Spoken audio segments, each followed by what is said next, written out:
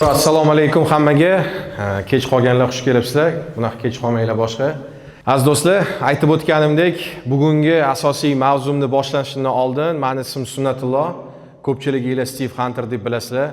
Lucid Logistics Academy, keyin Huntme, keyin Loadmode kompaniyalar asoschisiman. Bugungi asosiy mavzumizni boshlashimdan oldin asosiy aytadigan gapim, hurmatli do'stlar, birinchi o'rinda bugun fokus qilamiz. Ishimizni yig'ishtirib turamiz, haydovchilar ozgina kutadi. Aynan shu vaqtda tanlagan sababi, aynan shu vaqtda butunlay konsentratsiya qilib, o'zimiz ustimizda ishlaymiz va bu sohadagi bo'layotgan muammolar, kamchiliklar, yangiliklar hamda experience bir-birimiz bilan share qilamiz. Ming bor uzr, agar ingliz tili so'zlarini ishlatsam, 6 yildan buyon Amerika Qo'shma Shtatlarda yashab, O'zbekistonga kelmagandim. Juda ham ko'p o'zgarishlar ko'ryapman, juda ham xursandman. Bunaqa o'sishdan, to'g'risi biz boshlagan paytimizda do'stlar bunaqa narsalar bo'lmagan, sharoit bunaqa bo'lmagan, internet tezligi ham bunaqa bo'lmagan. Shuning uchun sizlarga aytadigan gapim bugun asosiysi fokus. Present bo'lamiz, shu yerda o'tiramiz, shu yerda gaplashamiz. Ko'chadagi muammolar, ko'chadagi tashvishlar, ularning hammasi shu yerdan chiqqaningizdan keyin bemalol suhbat qilsanglar bo'ladi. Shuning uchun hurmatli do'stlar, ruxsatingizlar bilan boshlasak. Rahmat sizlarga. Aziz do'stlar, bilasizlar, 2017-yildan beri Amerika Qo'shma Shtatida yashab kelaman va bir nechta kompaniyalarda ishlab kelganman. Va men asosiy yo'lim nimadan boshlanganki, o'zim dispetcher bo'lib turib, Toshkent shahrida Armening kompaniyasida hozir ko'pchilikga mashhur bo'lgan RTS kompaniyada ishlaydigan Fuel Departmenti boshlig'i bizani kompaniya egasi bo'lgan. U odam bilan biz dispetcher bo'lib Toshkentda faoliyatimizni olib borganmiz. Undan keyin esa Davron degan o'rtog'im Zero Max kompaniyasiga taklif qilgan. Va o'sha Zero Max kompaniyasida 11 tacha haydovchiga qarab dispetcher vazifasini bajarib, o'zimga shogirdlar chiqarganman. Hozirgi vaqtda hamma shogirdlarim katta kompaniya egalari, katta menejerlar va katta tadbirkorlarga aylanib ketgan. Undan keyin Westminster bitirgach, hayotni taqdiri bilan men Amerikaga ketib qolganman. U ketishim sababi magistratura bo'lgan. Noodatiy holda Murod degan o'rtog'im $100 qarz berib turish evaziga meni o'rnimga xat topshirgan Webster universitetiga. Va biz magistratura universitetiga kirib ketganmiz. O'shandagina men qanday qilib Amerikaga borganimni o'zim ham bilmay qolganman. Chunki bu men uchun bir yangilik edi va unaqa narsa planda ham yo'q edi. Chunki 2017-yil birinchi mashinamni oldim, dispetcher ofisida ishlayotgandim, yaxshi pul topayotgandim. Sizlardek emas albatta hozirgidek, lekin o'sha paytga juda ham yaxshi edi inflyatsiyani hisobotga olgan holda. Chunki biznesning asosiy qoida-qoidasi eshitishni bilish. Eshitishni bilsanglar, sizlar har doim yutib chiqasizlar. Mana shundan boshida aytdimki, present bo'laylik, mana shu xonada suhbatlashaylik, tashqaridagi muammoni tashqarida qoldiraylik. To'g'ri, bizda har kungi tashvish bor, har kungi muammolar bor, lekin bir savolga beramiz. Traklar to'xtab qoladimi? Muammolar to'xtaydimi? Yo yuklar to'xtab qoladimi? Necha marta krizis bo'ldi, necha marta bozor tushdi. $1.5 yurgan paytlarimiz bo'lgan UTXL yuklari bilan, USPSda haydovchilarni iltimos qilib yurg'izardik. O'sha paytda bizga ham yomon tuyulgan. Ana endi hozir $2 dan yuradigan haydovchilarni biz yomon deb o'ylaymiz. Aslo orqada qolgan payt har doim yomonroq vaqt bo'ladi hozirgi qolgan vaqtga. Shuning uchun orqadagi narsani orqaga qoldirib, har doim oldinga intilish kerak. Assalomu alaykum. Biz hozirgi oxirgi mana bir yil ichida ishlab chiqilgan programmalar bo'yicha, misol uchun rekruting bo'yicha yoki avtomatizatsiya bo'yicha, dispatch bo'yicha bilimlaringiz bo'lsa shularni bo'lishsangiz. Rahmat. Aynan qaysi yo'nalishda? Farqi yo'q. Bilganingiz, misol uchun aytaylik, mana Numayon bor. Bo'yicha ma'lumotingiz bo'lsa, undan tashqari qozoqlar bor. Call to action. Ha, call to action. O'sha bo'yicha. Bular ham mana kstati yaqinda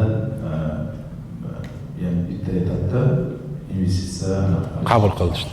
Startap shu poyga yetgan gapingiz. Shular bo'yicha bir ma'lumotingiz bo'lsa, qanchalik effektivlik, qanchalik o'zini oqlashi mumkin, kelajagi bormi yo'qmi o'sha bo'yicha. Zo'r. Rahmat Nurzod aka savol uchun. Bu juda ham muhim bir ma'lumot. Hozirgi vaqtda biz hozir ishlab turgan joyimizdagi muammolarni ko'ra olib bilish. Nimaga men hech qaysi softverga qarshiligim yo'q, aytishniga hech qanday qarshiligim yo'q, lekin biz bu sohada ishlab turib unaqa produktdan yaxshiroq narsa yarata olamiz. Chunki sizlar bu kasb hunarisizlar. Sizlar bu sohani ichidagi odamsizlar, bu sohadagi bo'l, muammolarni hamda yechimlarni juda yaxshi bilasizlar uncha odamlar. Sizlarga faqatgina kerak bo'ladigan narsa bu IT specialist komandangizda. O'shaning uchun do'stlar, men o'ylayman, Numeo juda yaxshi rezultat ko'rsatyapti, ko'p odamlar ishlatmoqda, lekin bu narsa odamdek faoliyat olib borishiga hali vaqt bor. Sababi nafaqat bizning taraf, balki broker taraf ham o'ziga yarasha avtomatizatsiya qila olish kerak. Ular ham AI ga moslashi zarur. Sizga savol bor. Birinchi savolimiz logistika sohasi bardavom yoki 5-10 yildan keyin AI olib beradi. Ikkinchi savolim bizda safety bo'lib ishlaymiz. O'sha o'zingizda kompaniyangizda safety score ushlab turish uchun qanaqadir platforma yoki nimalar ishlatasiz? Hozir aytdingiz, Dronex degan nimalar bor ekan, bu uchun men uchun yangilik, endi qolgan nimalarni bo'lsa ham o'zingizda qolgan joyda ochiqlanmagan ma'lumotlaringiz bo'lsa ham bemalol aytsangiz bo'ladi. Ya'ni safety score ushlab turish uchun maslahat. Zo'r, rahmat savol uchun. Birinchi o'rinda AI o'sha akamiz aytgandek, haligacha replace qilmaydi. Men oldin ham aytdim, chunki odamlarni kuchi, odamlarning qobiliyati haligacha cover bo'lmaydi. Odamlar haligacha juda tsenniy kadr sifatida, tsenniy instrument sifatida saqlanib qoladi. Safety ga AI kelsa ham siz baribir safety operating bo'lasiz, chunki AI faqatgina sizga nima maslahat beradi. No decision making odamdan e'tibor beringlar. AI decision qilmaydi sizlar uchun. Men misol uchun bu yerda ham intervyuda u sizga odamni xayr qilib bermayapti. U prosta sizni ishingizni qaysidir time consuming joyingizni qisqartirib beryapti. Transkript beradi sizga va sizga oxirida o'zingizga tanlov qoldiradi. Xohlasangiz boshqa odam tanlang. Qaror o'zingizdan. Shuning uchun AI will not replace us, it will help us guys. Eslab qolinglar. Har xil fikrlar yuribdi. Voy, okay, ish qolmaydi, nima bo'ladi? To'g'ri, ish ko'p. No, bir narsani inobatga olaylik. Ish ko'p bo'lgani bilan, ishchi ko'p bo'lgani bilan, значит, sohalar ham ko'p-ku.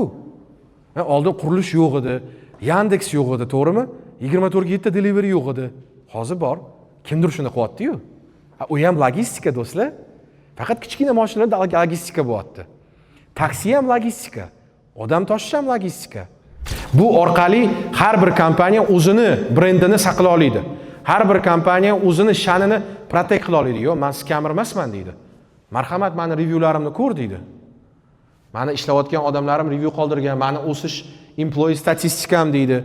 Men 1 yilda mana shunchaga o'sdim deydi. Xuddi shunaqa bu o'sha employerlar qancha rasxod qilganingizni ham ko'ra olasiz platformada. Misol uchun $50 investitsiya qilib $4000 ishchilarni oldingiz $400 dan. Tushunyapsizmi? Misol uchun platformada 4 kun qancha vaqt sarf qildingiz va butunlay o'zingizda kontrakt, employment kontraktlaringizni o'zingiz template qilib yasa olasiz va bizning ham templatelar bor. Endi siz kompaniya egasida ishchilarga offer tasha olasiz. Bolalar chatni ham ko'rsataylik, chatni. Oq varianti ham bor, qora varianti ham bor. Chatga kirsak, misol uchun biz chatda bilasizlar, Telegramda eng katta muammo bu nimani gaplashayotganimizni biz o'zimiz bilmaymiz va o'sha aytayotgandek odamlar xohlagan narsasini yozib tashlaydi. Javob bermasangiz bo'pti, sog' bo'ling, ignore, tiqib tashlaydi, blok qilib qo'yadi. Nimaga blok qilding, nimaga so'kinding? O'shaning uchun ham bu yerda har bitta odamni suhbatlashganingizda filter by vacancy turadi. Bemalol siz gaplashayotgan odamingiz, u bilan gaplashayotgan suhbatingiz, любой bitta suhbatni qo'yinglar. O'sha suhbatda sizda ular bilan bo'lgan muloqot, sizning profilingiz va ish beruvchi sizning profilingizni ko'rib tura oladi. Profilga bosinglar. Misol Davron. Davronning profili ko'rsatib turadi. Mana shu yerda chat profili ko'rsatib turadi. Davron paloncha mamnaqa joyda ishlayapti, sizga shunaqa offer. Siz chatni o'zida offer berasiz. Chatni o'zida offer berasiz. Accept offer yoki decline offer.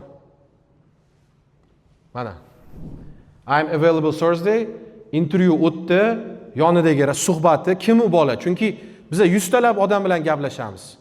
Sizga AI 100 ta odamni обработка qilgandan keyin 20 tasini olib keladi chatga. Final suhbatga. Hammasini ko'rib turasiz. Va shu chatni o'zida siz unga offer jo'nata olasiz. Misol uchun $1,500 offer qilaman deb turib, u o'sha offeringizni accept qilsa, uni statusi o'sha employed bo'lib turadi. U sizga ishga kirdi degani. Rahmat. Iqboljon aka, bugungi miting haqida o'zingizni qisqacha fikringizni aytib o'ta olasizmi? Albatta, bugungi miting juda ham unumdorli bo'ldi deb o'ylayman. Nimaga deganda, bu yerda nafaqat Handmade o'zini taklif qilgan yoki prezentatsiya qilgan platformalar yoki servislari yoki qilayotgan ishlar haqida emas, balki muloqot bo'ldi. Ya'ni bu yerdagi boshqa shu sohada ishlayotgan kompaniyalar bo'ladimi?